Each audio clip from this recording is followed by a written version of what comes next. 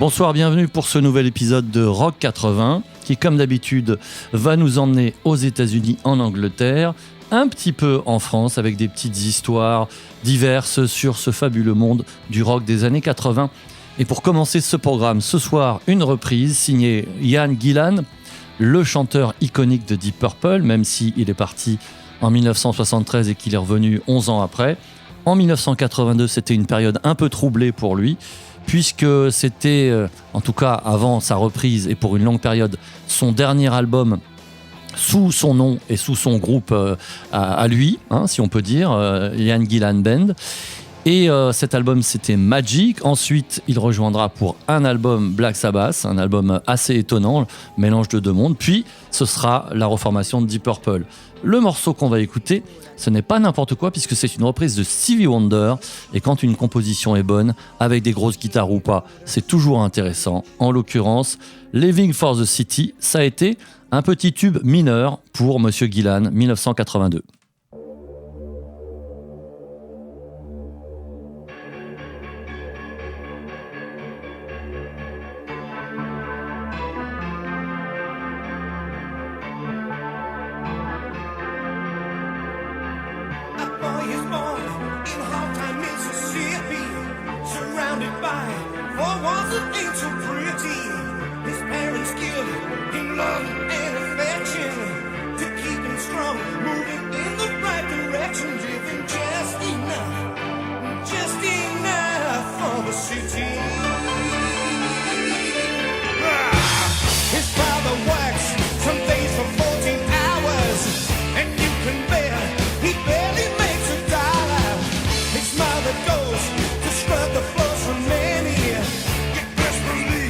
She hardly gets a penny, just enough.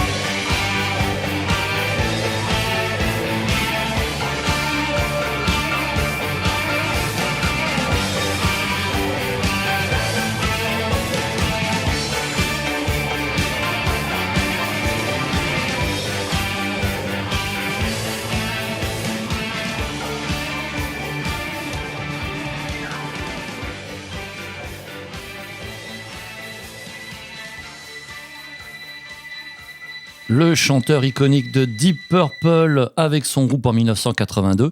Et sur cet album Magic, il y avait Yannick Gers à la guitare qui rejoindra quelques années plus tard Iron Maiden et qui y est toujours d'ailleurs.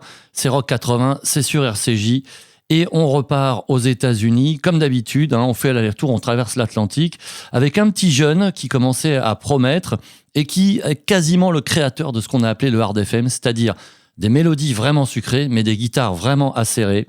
Sur ce morceau, on va plutôt retrouver la tradition de l'AOR dans sa grande acceptation, c'est-à-dire fin des années 70, début des années 80.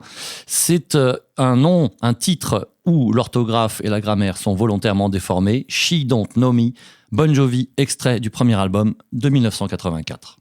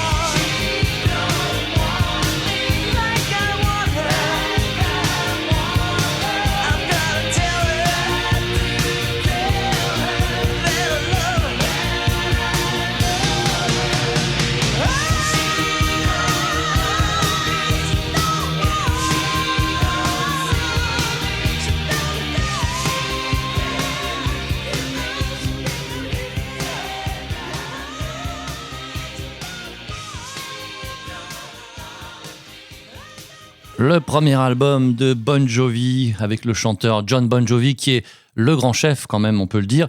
Et on peut dire aussi que Bon Jovi, c'est un des plus grands groupes du monde aujourd'hui par rapport au nombre de CD vendus et par rapport aux tournées qu'il peut faire, même si évidemment il passe de moins en moins en Europe, forcément quand on arrive à la soixantaine. Et on peut ajouter aussi sur cet album que le tube c'était Runaway.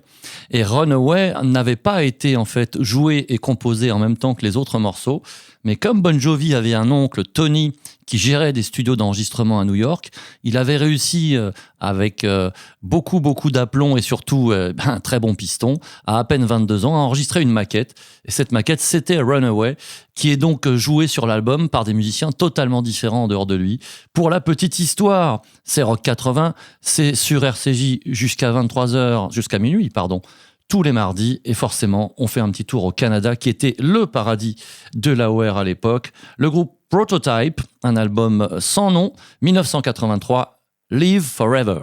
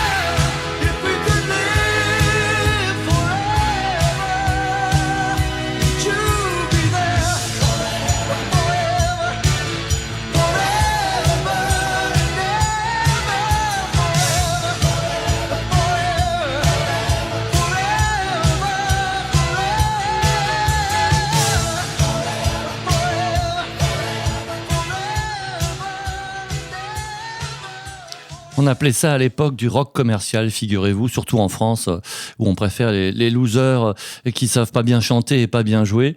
Et aujourd'hui, ce genre, il n'est plus, comment dire, en odeur de sainteté que en Scandinavie, éventuellement un petit peu en Allemagne, en Espagne, Mais voilà, à l'époque, c'était un style majoritaire, entre guillemets. Mais quel bon musicien, quelle bonne composition. Un groupe rare, Prototype, mais on est là pour faire des découvertes. On parlait de Loser à l'instant, mais justement, dans les destins de ces années air metal, qui se confondent parfois avec les termes hard FM, rock FM, il y avait un groupe de New York emmené par un chanteur d'origine danoise, White Lion, et avec un des plus grands guitaristes de hard rock qui a été engendré par cette formidable scène des années 80, c'est Vito Bratta. Malheureusement, 1000 fois malheureusement, une fois que le groupe s'est séparé au début des années 90, Vito Bratta, il a rangé sa guitare, il est rentré chez maman. Mais tout ce qu'il a pu faire dans les albums de White Lion, qui est le nom du groupe, c'était formidable. On va l'écouter, on va le découvrir avec évidemment tous ses petits camarades sur l'album Pride de 1987. C'était le deuxième album, Sweet Little Lovin'. Sweet little lovin', sweet little lovin'.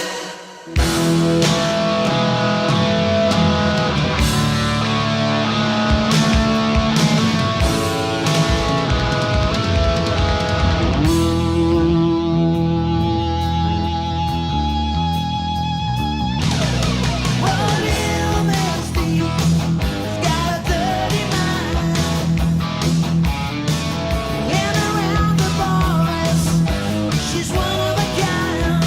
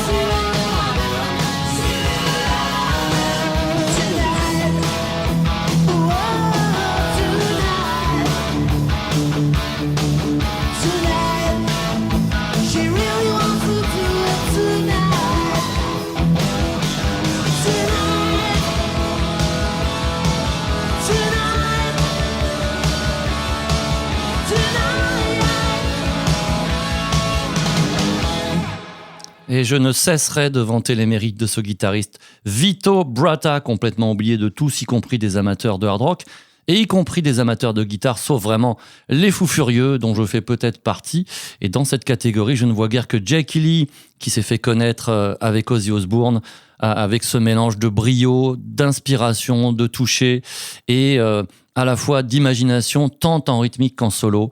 Vraiment un plaisir de musicien que d'écouter des artistes pareils. White Lion, c'est l'album de leur grand succès, puisqu'on trouvait notamment le grand tube White en 1987 et dans Rock 80. C'est un petit peu le milieu de l'émission, mais c'est le moment d'écouter un hymne pour se redonner un petit peu de l'énergie jusqu'à minuit. Un hymne signé par les musiciens de Kiss, qui à ce moment-là avaient pris sous leur aile la chanteuse Wendy O. Williams, un personnage incroyable, qui était pratiquement dans tous les excès en ces années 80, qui avait commencé avec le groupe punk metal The Plasmatics et qui se lançait alors dans une carrière solo sous l'égide notamment de Gene Simmons de Kiss précédemment cité en 1984. L'album portait son simple nom qui est évidemment un surnom, Wendy O. Williams, et ce tube qui vous dira peut-être quelque chose car il a été repris depuis par d'autres artistes, c'est It's My Life.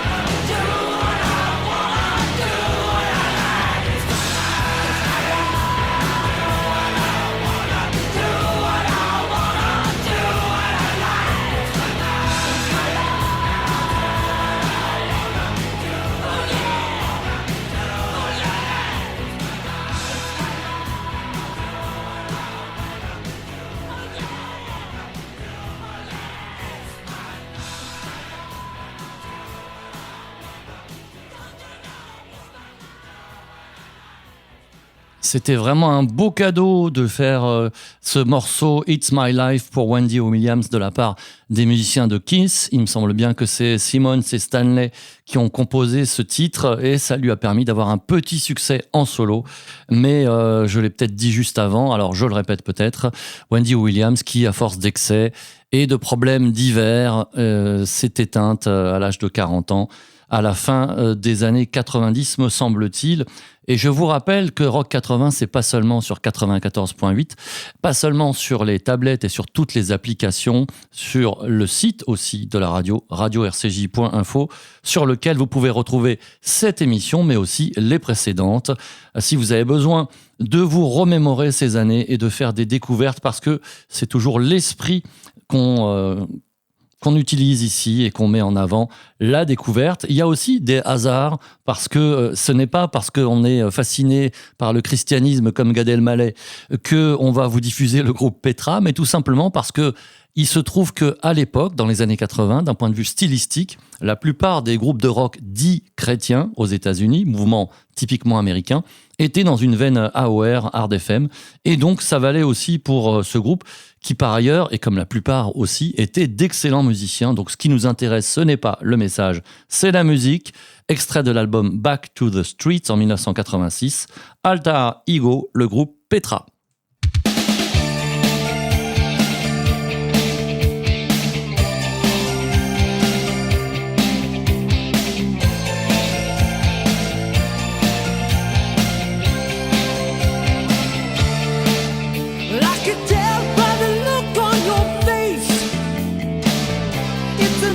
Day of fasting, I can tell by the length of the shadow. Your face is casting, and you look both ways before you pray, just to see who's watching you today. It's just your alter ego, and it's so hard to know. Beneath the piety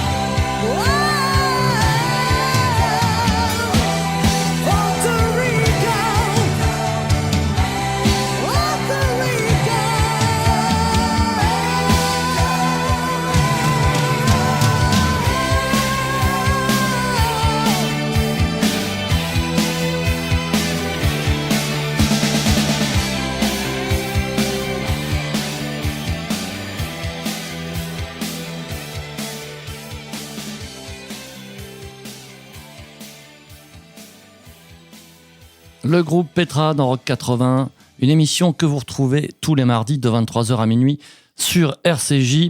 Toutes les semaines, on va repartir en France, ce n'est pas si fréquent et c'était un petit peu un événement en 1982 de voir arriver ce groupe majoritairement marseillais qui sortait son premier album sur une grande maison de disques parce que c'était la première fois qu'un groupe qui chantait en français jouait dans cette cour, entre guillemets, dans ce style qui était le Rock FM. Le premier groupe qui s'appelait Klaxon. Et Klaxon avait réussi d'ailleurs à se faire connaître d'un grand animateur, puisque c'était Francis Zegut de RTL, et c'est lui qui l'a fait connaître à tous les amateurs de rock et de hard rock, ce qui a permis d'agrandir son succès. Malheureusement, dès la fin de ce premier album, le chanteur allait partir, remplacé par une chanteuse qui, pour le coup, allait obtenir un tube sur le second album avec une ballade Cœur blessé qui rentrera même au top 50. Mais revenons à 1982. L'intérêt de Klaxon, c'est pas seulement que les musiciens sont déjà aguerris et que le chant, dans sa particularité, n'est certes pas extrêmement fédérateur, mais donne une identité vraiment très forte au groupe. Et puis surtout, des textes toujours intéressants, bien ciselés. En l'occurrence, une ambiance un petit peu ouatée, avec des grosses guitares qui arrivent au bon moment. C'est le premier album de Klaxon, 1982, Superstar.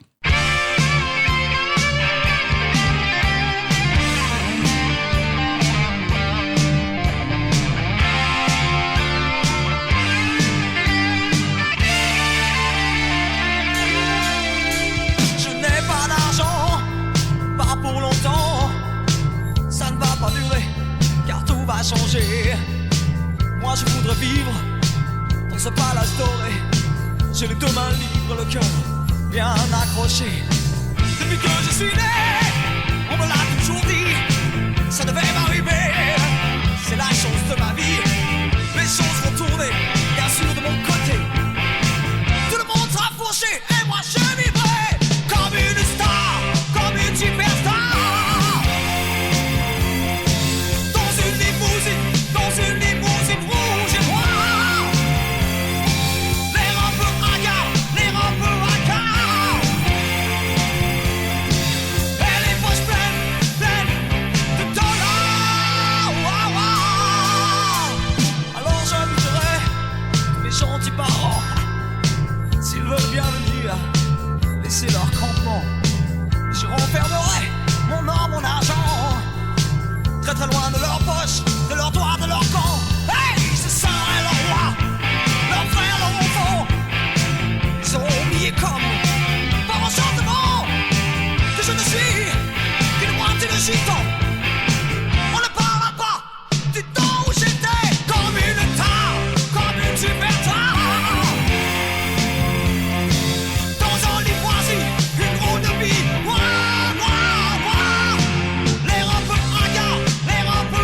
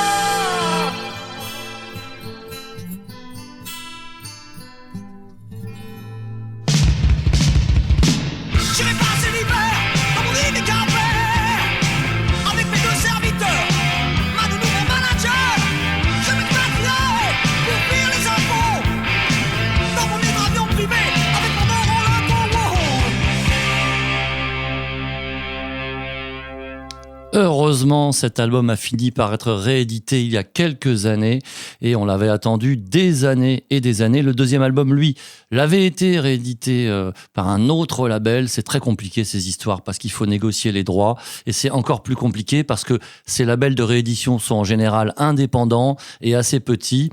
Et il s'agit d'albums qui ont été édités par de grandes maisons de disques. Et donc, c'est pas aussi simple que si on négociait entre indépendants. Ce qui rend les choses toujours complexes, surtout avec les groupes français. Voilà pourquoi il nous manque encore un certain nombre d'albums pour avoir le plaisir de découvrir avec un bon son remasterisé toutes ces petites merveilles. Et puisqu'on parle de ça, revenons en 1984. C'est un morceau que j'ai découvert à sa sortie, la ballade dans un album qui était typiquement du hard rock britannique. Le groupe, c'était Maniacs. D'ailleurs, ils ont refait un album il y a quelques années. Et cette ballade magnifique, je l'adorais en 84, je l'adore toujours autant 40 ans après. C'est extrait de l'album Shout It Out et ça s'appelle The Game.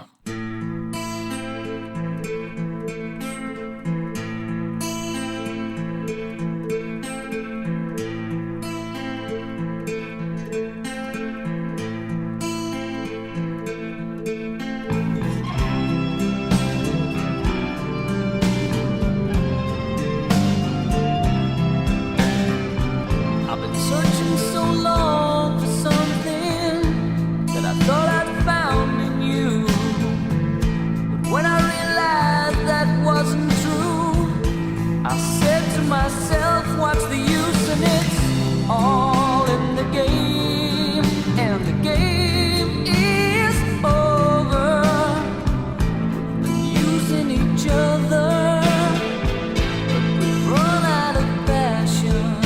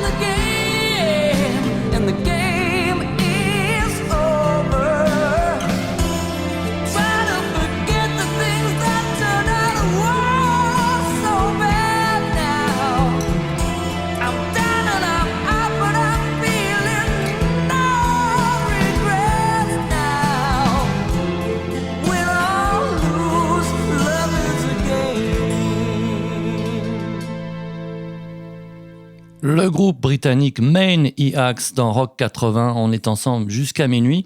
Et si on parle souvent du hard rock le plus mélodique, le plus arrangé, avec des claviers, avec des jolis refrains, il y a aussi un genre musical qui était en pleine éclosion en ce début des années 80, c'était la power pop, invention typiquement américaine qui a vu le jour au milieu des années 70 avec des groupes comme les Raspberries, comme les Cars ou comme Cheap Trick. Et puis, on a eu plein de combos, souvent new-yorkais ou californiens. C'est vrai qu'entre les deux, il se passe pas toujours grand-chose, qui étaient vraiment dans ce style et qui, malheureusement, souvent, n'ont pas fait plus d'un ou deux albums. Découverte récente, absolument formidable. Le groupe Hawks, avec l'album du même nom en 1981, It's Alright, It's Okay.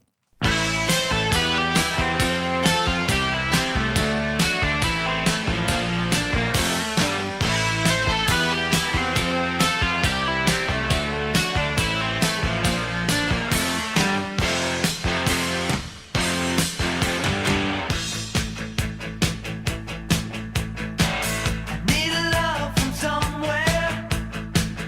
Need a love that's mine. 'Cause I've been going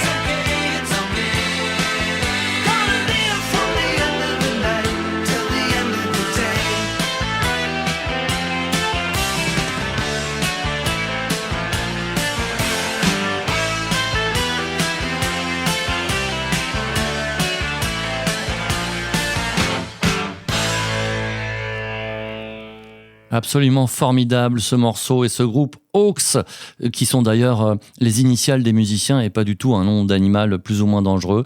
C'est tellement bien que je pourrais presque le passer toutes les semaines. Et vous pouvez compter sur moi pour vous faire découvrir encore plein de morceaux de power pop. On est maintenant en 1988, plutôt vers la fin de cette décennie, et il y avait un groupe qui faisait l'actualité, un groupe américano-germanique, puisque le chanteur, lui, venait d'Allemagne. Et le grand débat, c'est qu'on a accusé très fortement Kingdom Come d'être des clones de Led Zeppelin, notamment du fait de la voix du chanteur. Et effectivement, il n'a pas forcément choisi, c'est comme ça. Aujourd'hui, on dit la même chose avec Greta Van Fleet, mais surtout parce qu'il y avait un morceau sur cet album qui s'appelle Galidon et qui était très très inspiré de Cashmere, mais d'une manière en plus relativement vulgaire, mais efficace. Alors évidemment, j'ai choisi un autre titre parce que il faut rendre justice à ce groupe. C'était quand même du très très bon hard rock avec de très bons musiciens et tout n'était pas de la copie de Led Zeppelin. Kingdom Come en 1988, son premier album. Le titre s'appelle Pushing Hard.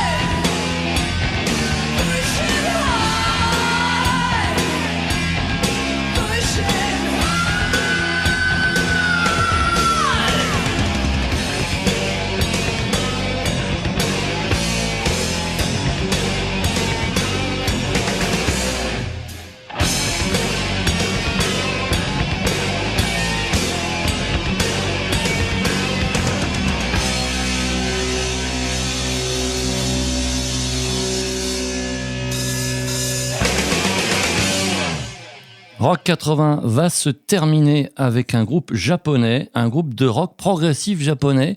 Tous les pays n'ont pas eu le même âge d'or. Évidemment, le grand âge d'or, c'est celui de la Grande-Bretagne, en gros entre 1971 et 1975. Mais au Japon, c'était plutôt les années 80. Ils avaient plein de groupes qui étaient vraiment dans cette tradition-là. Ça s'inspirait en particulier des Britanniques, mais aussi des Italiens et un petit peu des Allemands parfois. Le groupe qu'on va découvrir s'appelle Pageant. Ils ont fait plusieurs albums, mais celui-là est considéré comme le plus marquant, avec beaucoup de titres en français. Et le nom de l'album est français, La musique de la rêverie. Le morceau s'appelle Echo.